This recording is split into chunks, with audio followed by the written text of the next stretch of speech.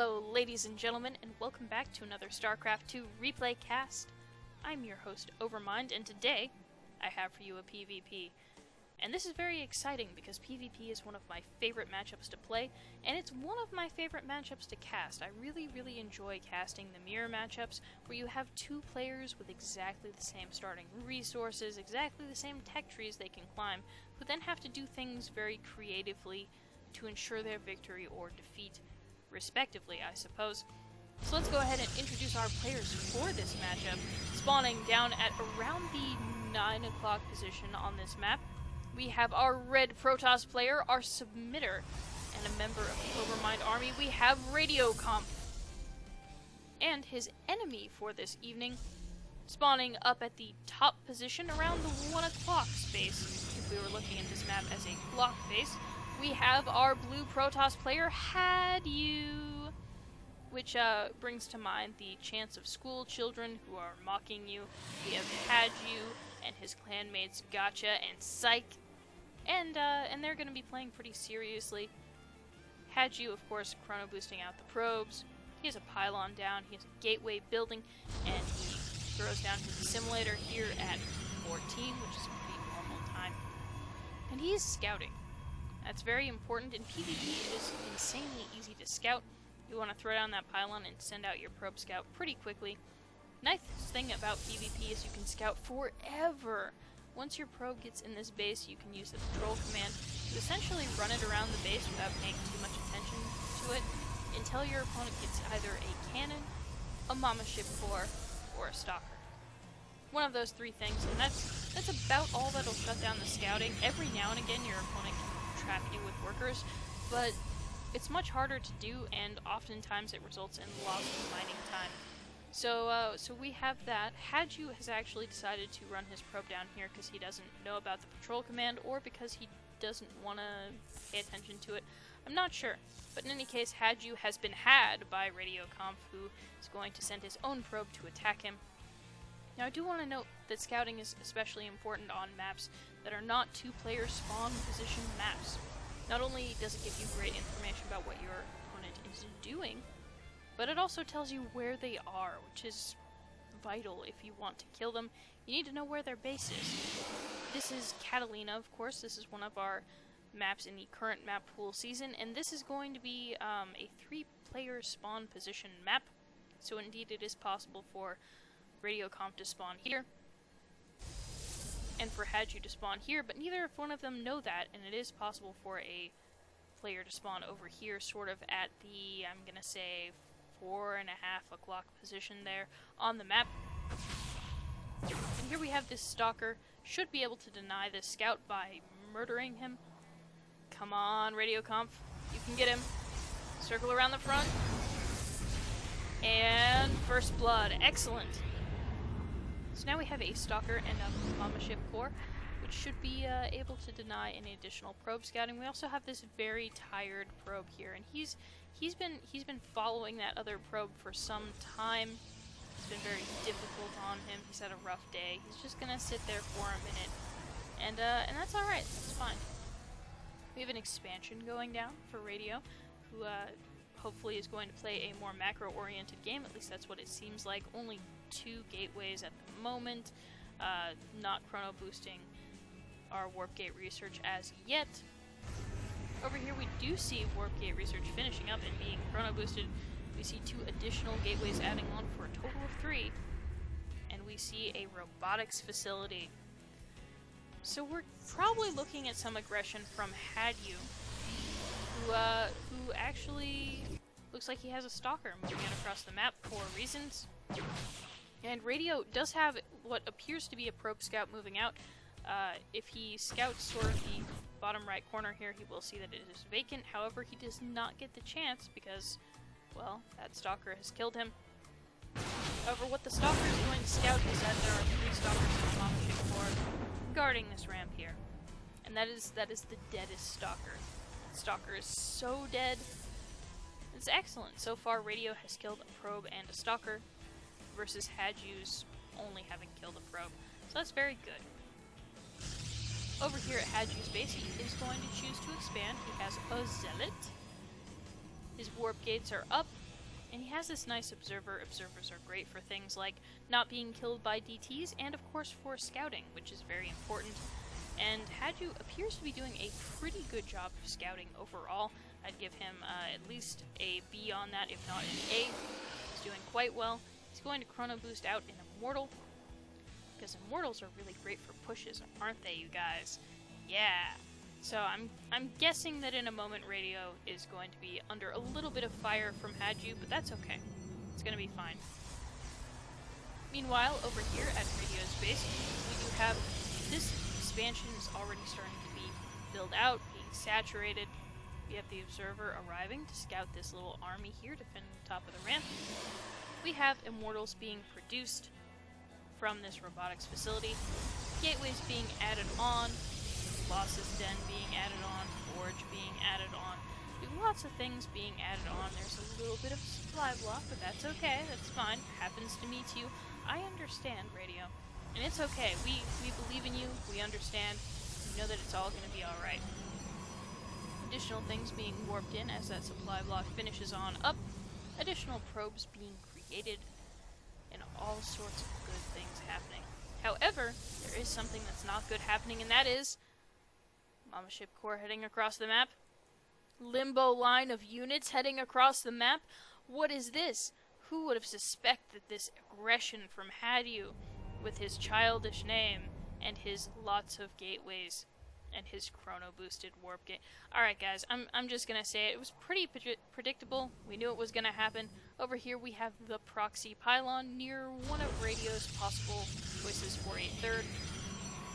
However, that's going to help HADYOU out a lot since he is supply blocked, so that proxy pylon will be very good for him.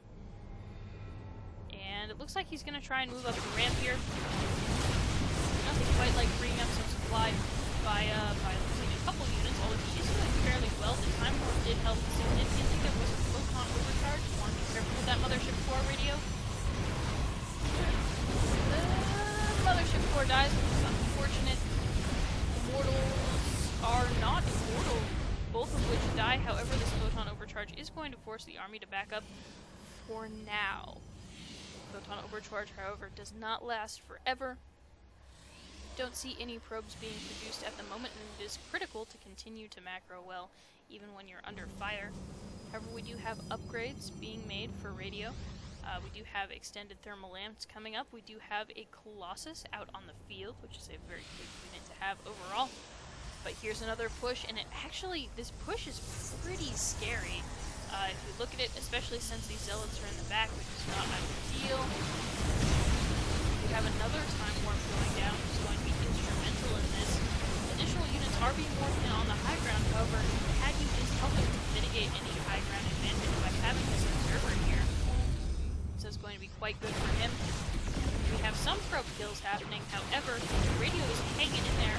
Definitely wants to make sure that he repels this and keeps his probes as safe as possible. Both players choosing not to produce anything at the moment. If you look at the production tab, it is empty. And totally we have Radio comp warping in a few things. That is the nice thing about the home field advantage, is that you can warp things in right around where the battle is happening. However, the proxy pylon has allowed HADYOU to sort of mitigate that advantage a bit. Alright, Radio, hang in there, we believe in you. And we have more probe deaths. And this is a problem, and this feels really, really bad when you're playing on the ladder and all of a sudden this happens. I do want to note that HADYOU still does have to march his Immortals all the way across the map. You cannot sort of warp them in over here, you just have to build them, which is going to help a bit. As long as Radio can hold on and not lose to this, it should be okay. Lots of probes dying, unfortunately.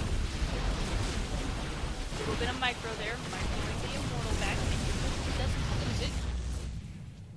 Additional stalkers are coming to reinforce the attack though. Another push up the ramp, he is focusing down HADYOU's Immortal, and gets it. Which is going to be instrumental in him winning. And more units being warped in for both of our players. HADYOU making another Immortal back at home, it will have to waddle all the way over here.